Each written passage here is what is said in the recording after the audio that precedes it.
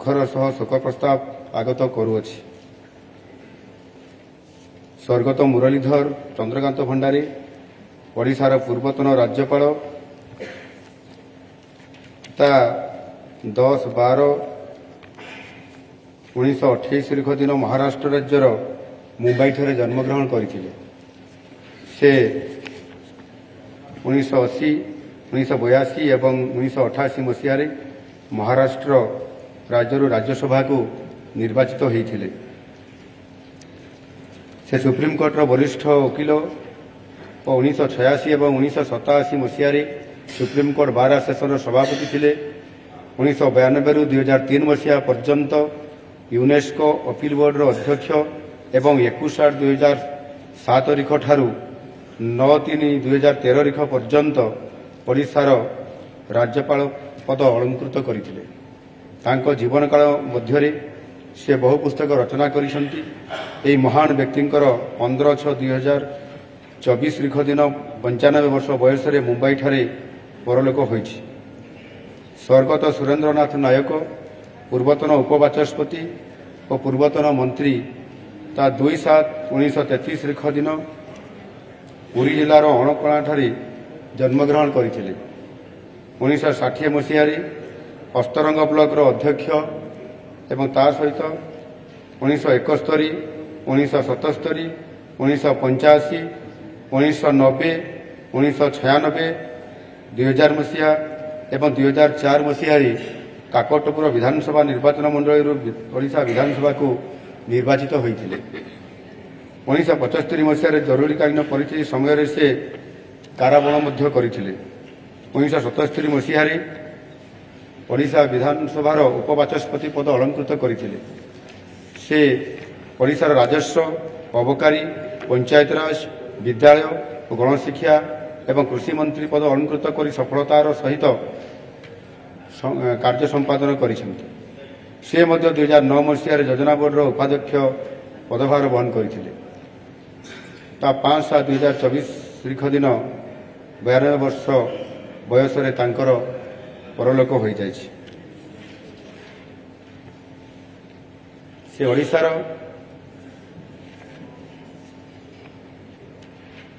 गोष्ठी उन्नयन, सामाजिक कल्याण, सूचना लोकसंपर्क, पंचायतराज, महिला और शिशु विकास, संस्कृति समवाय, कृषि, मत्स्य और प्राणी संपद विकास, स्वास्थ्य और परिवार कल्याण, अणु, क्षुद्र और मध्यम उद्योग एवं अबकारी मंत्री भावे स्वर्गत दामोदर राउत पूर्वतन मंत्री 2/7/2042 तारीख दिन जगतसिंहपुर जिलार मल्लीपुर ठारे जन्मग्रहण करथिले।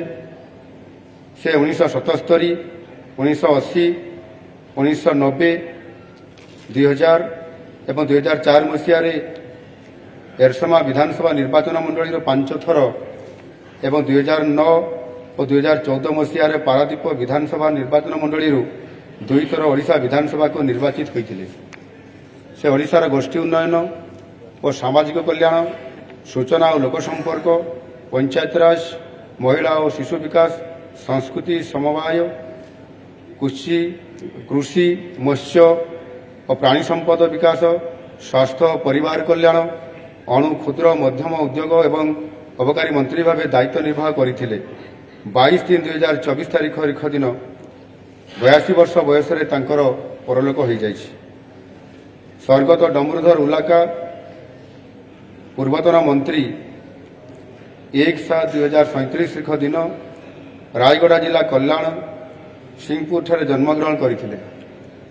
से 1974, 1977, 1980, 1985, 1995, 2004 एवं 2009 मसीह विषम कटक विधानसभा निर्वाचन मंडल 7 थर ओडिशा विधानसभा को निर्वाचित होते। से ओडिशार अबकारी, गृह निर्माण और नगर उन्नयन, जंगल, परिवेश एवं जलवायु परिवर्तन मंत्री हिसाब से पद अलंकृत करथिले। 14/5/2024 तारीख दिन 87 वर्ष बयस परलोक हो जाइछि। स्वर्गत कमला दास पूर्वतन मंत्री 16/8/1985 दिन बालेश्वर जिलार शंखाईठारे जन्मग्रहण करते। से 1990, 1995 एवं 2000 मसीह भोगराई विधानसभा निर्वाचन मंडली ओडिशा विधानसभा को निर्वाचित होते। से ओडिशार शिक्षा और युवसेवा, स्वास्थ्य और परिवार कल्याण, महिला और शिशु विकास मंत्री पद अलंकृत करते। 11/4/2024 तारीख दिन 79 वर्ष बयस परलोक होइछि।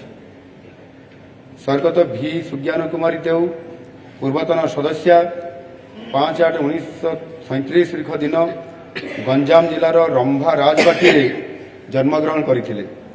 से 1963, 1974, 1977, 1985, 1990, 1995, 2000 मसीह एवं 2004 मसीह लगातार भाव खलिकोट विधानसभा निर्वाचन मंडली 8 थर एवं 2009 एवं 2014 मसीह कविसूर्यनगर विधानसभा निर्वाचन मंडली 2 थर ओडिशा विधानसभा को यही भाव में 10 थर ओडिशा विधानसभा को निर्वाचित होते। से ब्रह्मपुर विश्वविद्यालय सिनेटर सदस्य थे।